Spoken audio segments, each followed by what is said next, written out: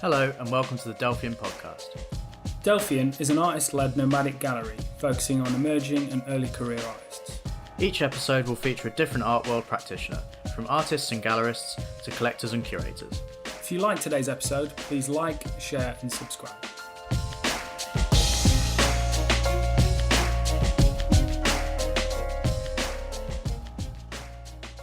Hello and welcome to the Delphian podcast. Today we're joined by Kate Mothes. She's the founder of Young Space, an independent online and nomadic curatorial platform emphasising contemporary art by emerging, early career and student artists. In the past they've worked with Delphian Gallery favourites Rhiannon Salisbury, Igor Moritz, Geordie Kerwick and Florence Hutchings. Yes. Hello. All of them. Hello. So let's start training. So why did you decide to start Young Space, and what is unique about it, and to what do you attribute its success? Why does it resonate with people? Ooh, threefold question. I think when it started, it was not.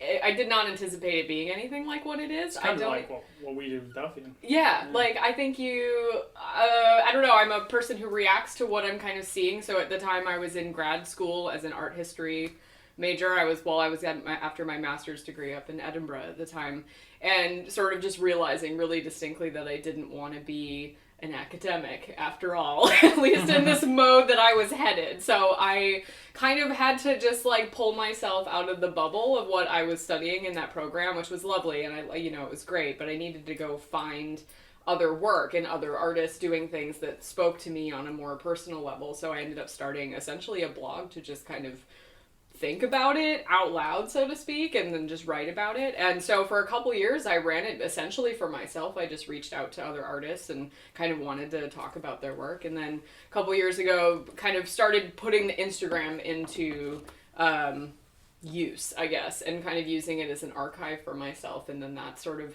if you want to say accidentally, but maybe not, I'm not sure, kind of just started to take off and like resonated with people. And I think just in this constant like call and response, I guess, I'm very much into just seeing what kind of connections come out of it. So it was almost like the more connections and the more projects that developed out of it, the more I wanted to keep using it and try to like reconfigure how to do it. So I think that the biggest thing for me is that it's a research tool, but it's also something that facilitates, and that's maybe the biggest thing I think of even more is in terms of not so much curating, but facilitating or kind of co-organizing, being a conduit to different projects that sometimes don't even necessarily involve me specifically, but I know that they come out through this platform and it can constantly kind of branch out and reach in different directions. So it still feels very, very new in many ways, but I also am so kind of open-ended in terms of where I think it could go that I'm always just, that's why I'm kind of, I'll drop through London every once in a while and do a bunch of studio visits and see a bunch of shows, because I kind of never know how I might go home and then rethink how I could kind of tweak things here and there and keep moving. So you live in Oregon, right? I live in Wisconsin, actually. Okay, I was born in Oregon, okay, though. Right. But yeah, I live in Wisconsin, which I live about 4 hours north of Chicago. Okay. I'm way out there in like the middle of nowhere. And I grew up there mostly as a kid, like my family's there. So when I left graduate school, kind of just moved back there out of necessity. Mm-hmm. But the thing is, I think, and I was not going to stay there, like adamantly was like, I'm back here for 6 months and I'm gone, and then weirdly I'm kind of like still there. But I say that kind of quote unquote because I'm, bouncing around so much. And I think I just realized at some point that because it's a small town, it's really familiar. It's so affordable to live there, and so I have everything I need, so I can bounce back there, and it allowed me to really, it was kind of the platform I needed to jump off and try to do the Young Space thing, at least relatively full-time, and fairly early on, without having to worry about balancing another job just to, pay my rent in a bigger city, even if that every day feels like a much more romantic thing to be doing, so it's kind of a balance all the time. But has it presented any challenges for running Young Space being located out? Yeah, I think so. I think it's mostly because, and I've realized this the more that I travel back and forth also, is that there's kind of pros and cons. It's really good to some extent to be kind of I'm not distracted by anything. There's really no art scene to speak of there or anything in terms of what I'm looking at. So I'm not, I don't have to go to openings all the time. I don't, I can really focus on what I need to do, and I can just be in my own headspace. I'm totally an introvert, really. So I can just like sit there and kind of think by myself for like weeks, and it's fine. But then you completely miss out on those like really natural conversations and just the kind of serendipitous meetings that happen when you're just around the city and there's things going on. So I've realized there needs to be that balance. Otherwise, I'll just be sitting kind of in my little hole over there, just looking outside of it. I don't want it to be like that, So it's good to balance, but the challenge I think is actually just probably making real personal connections on a consistent basis. So with living in a kind of a smaller city, is it a city or smaller?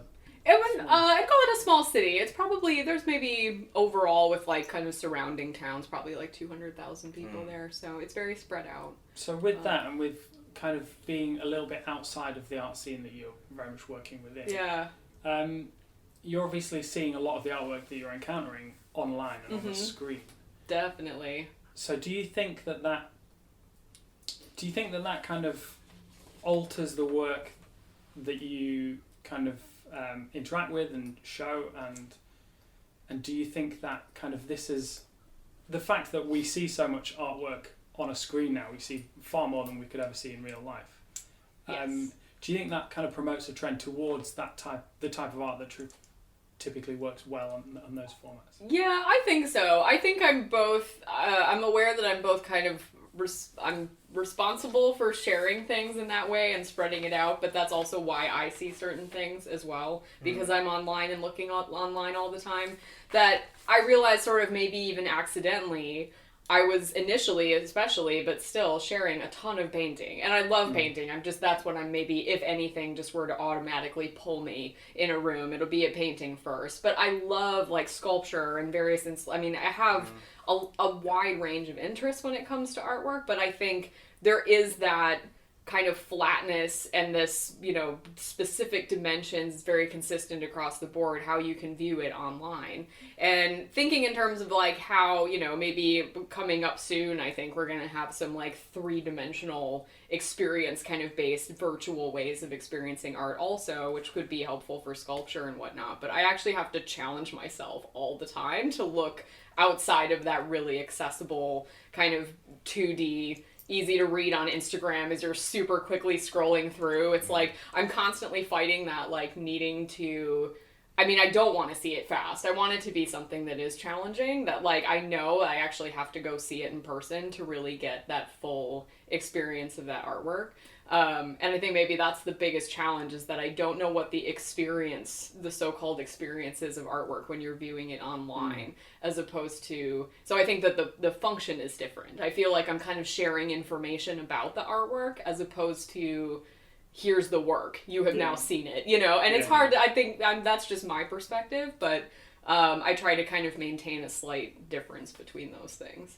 Yeah, often we're sharing images that we've never seen the originals of. Exactly, yeah. And that's what I find so fascinating too, is when you do have the opportunity to see something in person and online, and a few times back and forth, it's really interesting to see how differently something can exist digitally, that you can edit lighting a little bit and it looks like a completely different piece of artwork, and you can't walk around it and see the sides. How deep is the support that it's on, all those things change how a work feels, and I think I'm just kind of constantly fighting that, like, in a good way. They're just, it's like I need the information, I need to know, because like I said, I use, my own Instagram is primarily, for me, it's an archive, and I go back and revisit all of these. If I'm doing a show, I'm just scrolling through there, and that's the whole point. So it's amazing that other people like it also, want to get involved, but essentially it's just a tool. So I think as long as I can remember that it's the tool, that, then I can apply that to other things. But if I ever get stuck into that, like, ooh,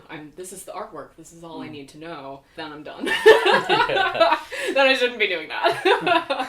No. So do you think that social media, you're saying, is a tool for you? Do you think that it's changed the traditional gallery model? Do you think it's working towards changing that? I guess I go back and forth about it, but right now I don't think so. I think that it is a way of getting information out there. I think it's a way for galleries to reach a lot of different people or in different ways. But I think to some extent, the way, the kind of structure of it now, whether it's like, even you were talking about how you don't have like a specific permanent one, space that you use for Delphian all the time, but there's still this idea of a space somewhere, a space where people can convene somehow, see the work, interact with each other, interact with the work, interact with collectors, get even if it's like a roster of artists. I think there's all these elements of it that can shift and look slightly different, but in an overall sense, there still kind of is this like general equation. You have some sort of space, some sort of roster or show that you're putting on, some sort of collector base or viewer base or supporters of some, so like there's these very general pieces I think that always are going to have to go together, but that social media and just any sort of digital presence, I'm kind of this belief also that like Instagram is the thing we have now, but in a couple years it's gonna be subsumed by something else. Nobody really knows what that is yet. So I think that like that idea of kind of always keeping your finger on the pulse a little bit, but being able to apply it to something that everybody already totally knows how it works. You know how to get to a space and see artwork, and then you can kind of constellate all these other things around it in terms of social media. So how do you feel about online only exhibitions? I know you've done a few of them. It's an idea that interests us, but I don't think we've ever kind of worked out how to do it right. Yeah. And I don't know if there is a way, and it feels uncomfortable all the time, every time I do one. And I think what's weird is that I'm doing them more often because the response for them is high, and I get artists who are really interested in it. And I think maybe that has to do with my philosophy a little bit as being an extremely artist-centric platform, and that the shows that I curate are essentially in collaboration with those artists. I don't really have, I'm not a dealer, essentially. I don't, go immediately sell, or like show, this amount of work to this person who I think is going to be interested. It's very much about the artist and getting their work out there in a certain way, and facilitating, again, how they can essentially showcase the work, what are they valuing, and ultimately I know you want to sell the work, but if you're an early career, you're a student artist, you're kind of just trying to get your work in there for the first time, I feel like that's where the platform in an online sense is just, it's just information. So you don't expect a solo show immediately when you're really young, but you do need people to find out about your work so you can get the solo show. And so having it in some sort of curated, if you want to say vetted, like somebody saying that this is a quality artwork in a quality show, we're putting it on a quality platform, we're sharing it with all of these other places, to get this work shown, that's not, it's one step up at least from that artist just doing it themselves, just like everybody else has to. And so it's just a little thing to like tick on your resume a little bit. It helps facilitate other shows. The idea being that I constantly go revisit those artworks for future shows. We'll tell people about them if they're like, because I get people asking me all the time, like, I'm doing a painting show. Do you know anybody in like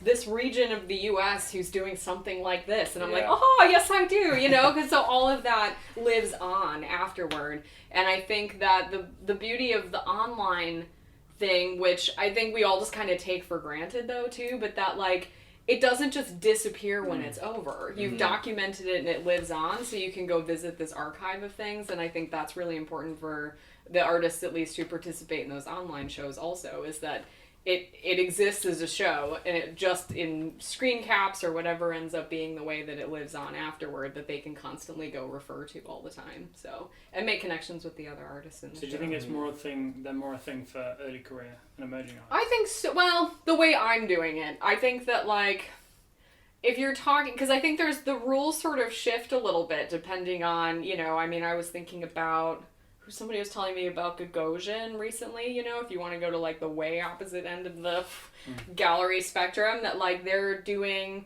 I think it was at Basel in Hong Kong that they had like a virtual they didn't have the artwork there. You just purchased it online in the booth. And it is, I mean, we're talking like it's Gagosian. So it's like hundreds of thousands, if not millions of dollars. So somehow there's this connection, but they still had a physical presence there. And I think that there's still this like really strange, kind of, if you want to say analog versus digital, this like there still needs to be this connection that somehow I think you can finagle these different.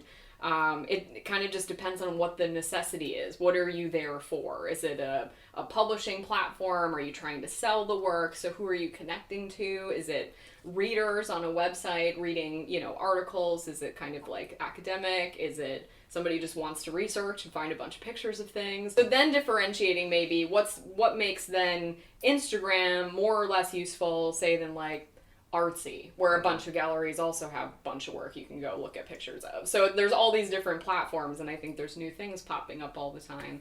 So it's kind of a matter of just what is appealing to whom and why. So yeah, I don't know. It's like I feel like it's just shy of being convoluted right now. There's so much, but there's still there's I think some go-tos that people have. Instagram just seems to have become this very easily accessible thing that everybody uses, so it's easy. It's not just like, oh, do you use this platform or do you use this website? So somehow people need to kind of be able to find things really easily in one place. It's interesting what you're saying about the Gagosian at the art fair having a digital line. Do you think that art fairs still very important for like galleries to be at, to have a presence at, with online sort of making such a I don't know. Were you gonna add something? I read something this morning. Apparently, like the larger galleries, say galleries like Gagosian, they make I think 46% of their annual revenue at art fairs alone. Right. I think that's true, because I think, exactly. I was essentially, you have statistics. So I'm like, yes, statistics. Only because I read it an hour or two ago. I think so too, because I think it does have, it's like maybe that intermediate point between having just the static, stationary gallery and then the internet, which is kind of everywhere and nowhere all at once. But then the art fair has that ability to reach a bunch of different people and bounce around, and the art fairs themselves change. I mean, they'll be like, well, we're in New York for a couple years, but now we're not going to do that one. We're going to do San Francisco instead or something, So like they go where the interest is, where the collecting is happening, and where the galleries want to go. But even then, I mean, just recently when I was in New York during Armory Week, that was kind of an interesting experience, because there's Armory Fair, similar, to Basel. It's like the mothership of the weekend of all these fairs happening. But then Nada was a fair that had been there in a kind of, normal sort of tent situation with all the booths. And then they decided they weren't going to do New York anymore in that format. So they decided to do they called it the Gallery Open. And they just had a map that they produced and showed all the exhibitions happening, and you just had to bop around to the actual physical spaces, and kind of depending on who you asked, that was great, or it was like, well, nobody came to my gallery any more than they normally would have. So there is that benefit of having this like all in one place kind of thing as well, because you can go as a visitor or a buyer, you can go hit a couple booths or a couple galleries that you really know you want to see, but you're inevitably going to walk by a whole bunch more, so you can just see everything. But just like normally, you have to like make a point to get to the physical space if it's spread out somewhere in the city, as it usually is. So it's really great, because I think they're trying to get people to go to the galleries, because attendance is down to a lot of those shows, and they kind of attribute that to art fairs, I think, a lot. But at the same time, it's kind of like, how do you do all of it at once? A lot of those galleries like have a few people on staff. How do you get, you can't do all the fairs and have this, kind of set up in your actual space all the time. So I think it's just kind of this, I'm like seeing it change a little bit in terms of what these fairs formats are. But I think maybe that's just also in response to how quickly people want to see work and go. It's become, they've become social media insanity. Yeah. Like, Basel, Miami Beach is like an insane social media party. I've just never seen anything like it. So it all kind of goes hand in hand, I think. But I don't know. I think just with anything, it's like it'll be going for a while. They're just kind of like getting to that point where fairs have been around long enough now that they're kind of like, hey, we can like mess with this equation a little bit, but still do essentially the same. With that Gagosian thing though, I hadn't heard of it before you just said it now. I should look that up, make sure I'm actually... I kind of think, like, what's the point? Like, Gagosian got enough money to ship the artworks there. Yeah. Artworks are to be seen in person. You can't truly appreciate, like we were saying before, you can't truly appreciate a work without seeing it in the flesh. What is the benefit of them just seeing it on a screen? It seems gimmicky. Yeah, it's just a little bit crass, and it's a little bit like, well, people are just going there to buy the names of the artists. They're going to put it in a... I think that's exactly the thing. I think that's the thing with the fairs, frame their bill of sale instead of the artwork. They don't care what it looks like. They're just...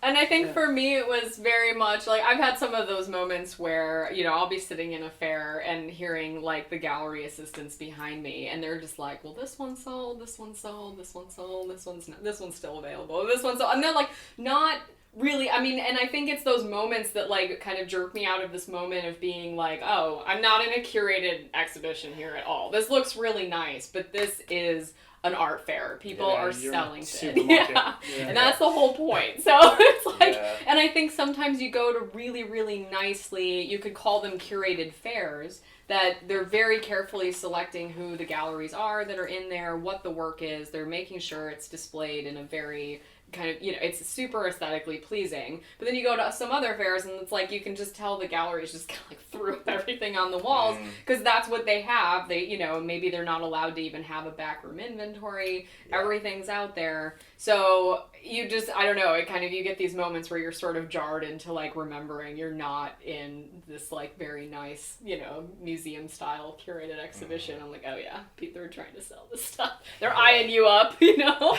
So, yeah, it's intriguing. But... So do you plan to do art fairs as a young space? Well, not right now. I don't know. I think that there would be a bit for me to do. I've thought about it, but I don't know if right now it's like really the scene for what I'm doing at the moment. And I think it's because maybe it just depends on how I'm pitching the project to, but I don't really view myself as a dealer specifically.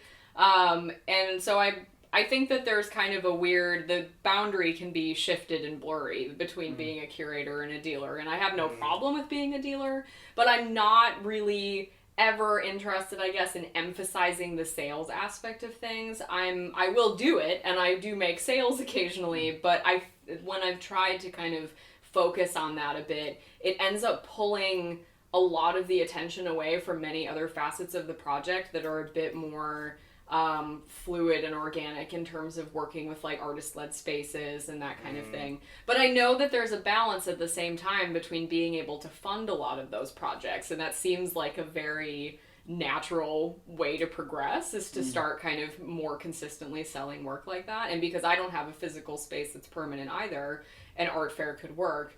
But each of those, you know, every art fair is like, well, if you don't have a physical space, we can't accept you into the fair, but then other ones are okay with that. So it kind of depends. We find not having a permanent space quite liberating. Yeah. We can afford to take more risks and do shows that we don't expect to sell. Yeah.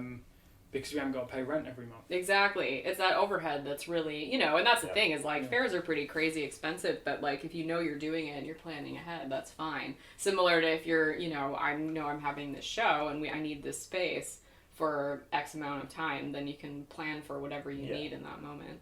So, yeah, that's cool. Yeah. What would be your dream show to curate? Oh my god. And I don't know. What would be like the barriers stopping you doing it? I think the barriers, honestly, that I know because I'm always running into this, but it's literally a geography thing, I think. Yeah. At this point, it's a geography thing because it's still so expensive to ship work. Yeah. So I think that's maybe even going back to your question about the online shows. That's where that kind of mediates that because you can still kind of showcase work, but nobody has to ship things back and forth. So you can ostensibly show a gigantic painting that is in Croatia, and I don't have to like do anything with it, and if it sells, then the buyer will take care of it, you know. But I think like I'm just looking, the platform has become so international that like there's a ton of like artists in Melbourne at the moment that I really love, and like I mean London, New York, Los Angeles, but like have fun like on my sort of DIY budget trying to get together this epic show. But I think because of those weird challenges, you know, I'm always kind of like, how can we just like finagle some weird, kind of like what you were, you know, even this like print show essentially. That's, you know, that's like just kind of a different way of like tweaking the structure with the Delphian open call too. It's just kind of that. It's how do you like get the work into the same place when you know that like the actual work is just that's huge. unfeasible. Yeah.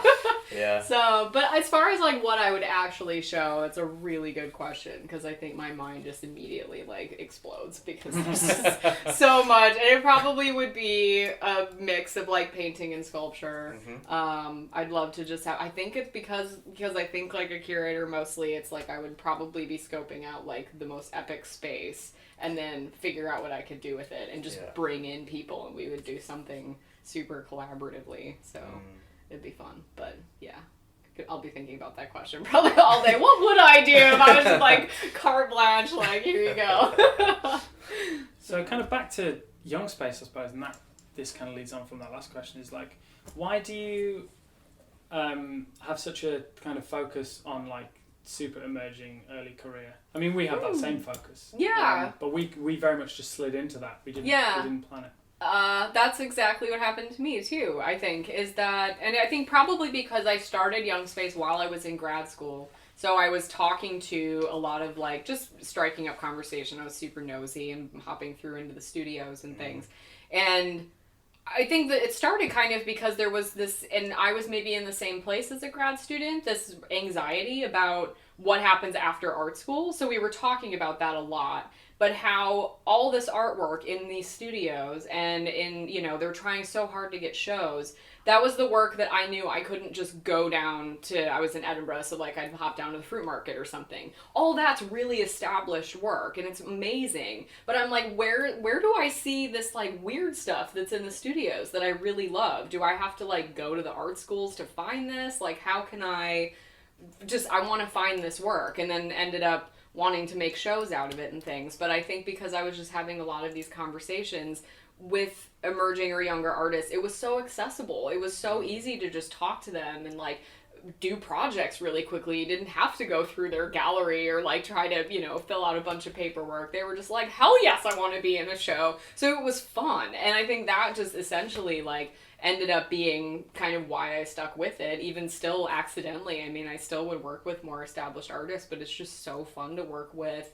I think anyone who's early on in their practice, that's maybe the other thing about Young Space, is that it's like not ageist at all. It's not all young people. I think it's just because it happens to be a lot of younger people in art school. But if you're kind of just exploring new ideas and you're open to like doing collaborative, interesting projects and things, it's like, let's talk. So I think just that energy in there, as long as that's in there, that's enough reason to keep going and keep working on it. So do you think nowadays there's more cooperation within the art world than there used to be? Say between artists, but also between galleries? Because like say, I suppose some people would say that Delphian Gallery and Young Space are kind of fairly direct competitors, and yet I know.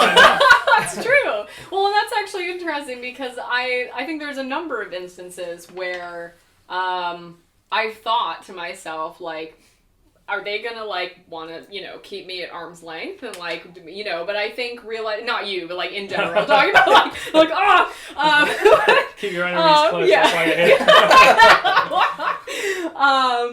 I think that there is just sort of this element of also maybe understanding, like especially when you're a smaller operation of whatever kind, like there's always something that somebody else can help you with, or that kind of philosophy, I guess, too, of like, if you're a physical gallery, even say you have a space in a neighborhood or you're a coffee shop or whatever, I mean, you want to be around other businesses or other people who support and somehow blend into that as well. So as a gallery, it totally helps you to have like a couple other galleries around you that have work that other people coming to your neighborhood would want to see. So like being at least connected and friendly with each other makes a lot more sense than being like, I'm not going to talk to them, because you never know when, you know, an artist has a show someplace that gallery might do in like freaking, I don't know, Dusseldorf or something, that you can then, you know, partner with them to, you know, kind of, I don't know, cross promote, to like be, and I just feel like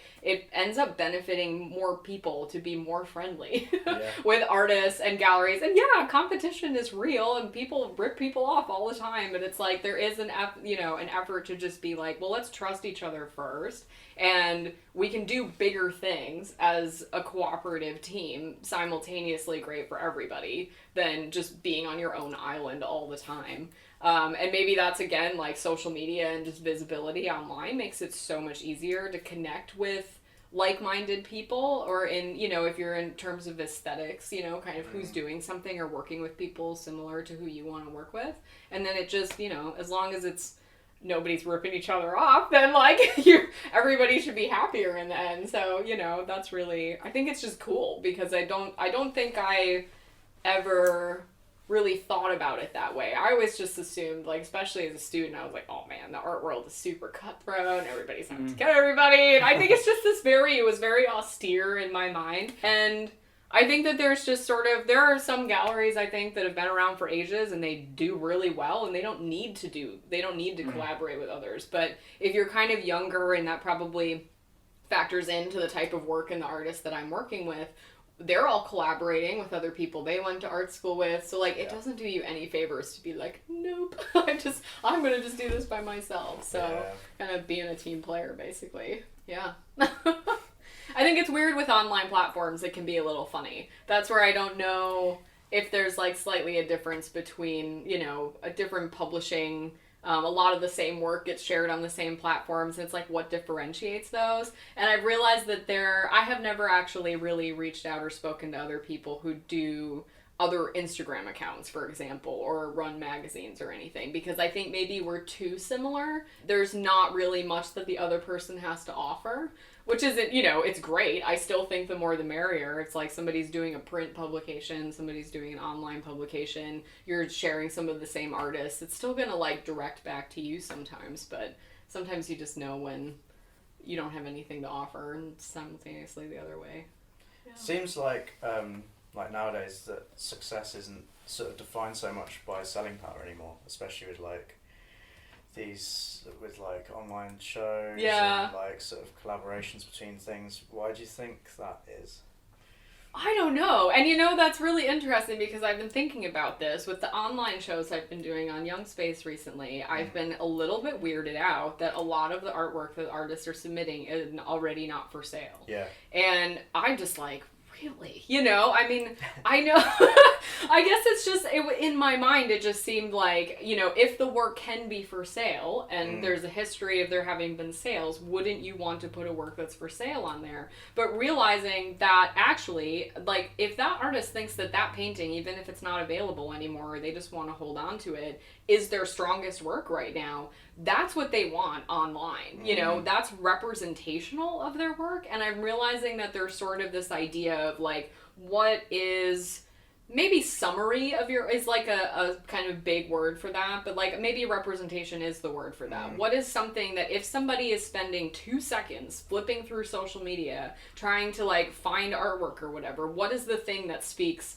this is what I do, you know, this is the strongest work I have right now? And I'm not sure where that balance is, but sales ultimately are important. It's what ends up, you know, keeping you going. But I think that there is maybe just like more to that spectrum than, you know, and because we have these other tools, we can kind of start, you know, kind of focusing on those, and it doesn't have to always be about the sale at the end of the day, at least in that specific moment. It can be used to facilitate a sale later.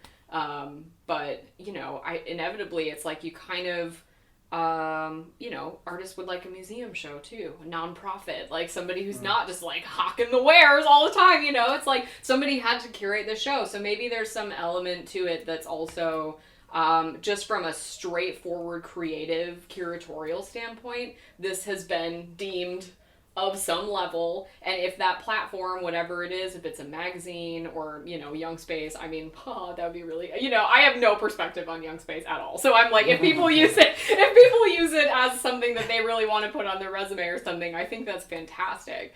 But I think that there is that level of like what other people view as kind of the gatekeepers, if you want to call it that. And if that's something that's valued, then it doesn't necessarily matter if the work sells or not. It's just that it existed there.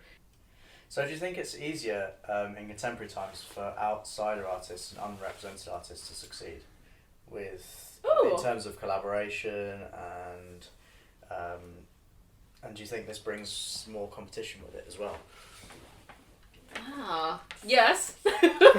Yes and yes, but no also. I guess, I don't know. I think it depends on how you're approaching things, maybe. Yeah. From any perspective. Like, I think that there's more visibility for, you know, outsider artists or whether you think of yourself that way or not, or someone else determines that that's what you are.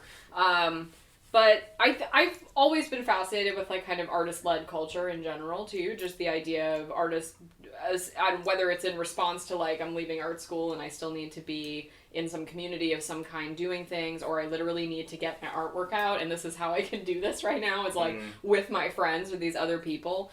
That there's ways to do. Like, artist-led even has this kind of, like, it's become a thing unto itself. It's this whole other kind of subculture in the art world. It's, like, capital A.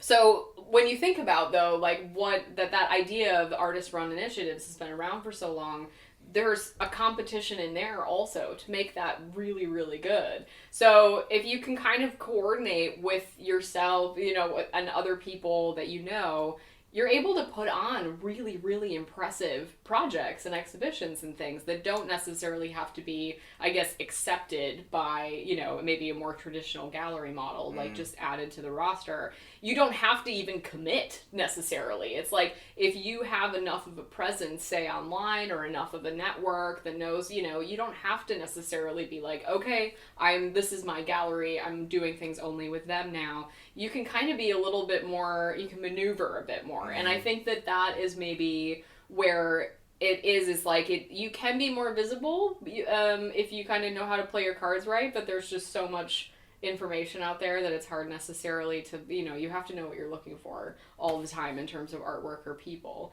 But when you connect with people, I think, who can really just build each other up in collaborative processes, even if it's just helping each other find connections or doing an actual exhibition, you're just therefore helping each other organize, look more organized, be more appealing to work with as someone who can like put on a show and think about these things. So you can do so much on your own, I think, to begin with, or with people who you don't necessarily have to just go ask and submit your portfolio to, that will help you get those things if that's what you want.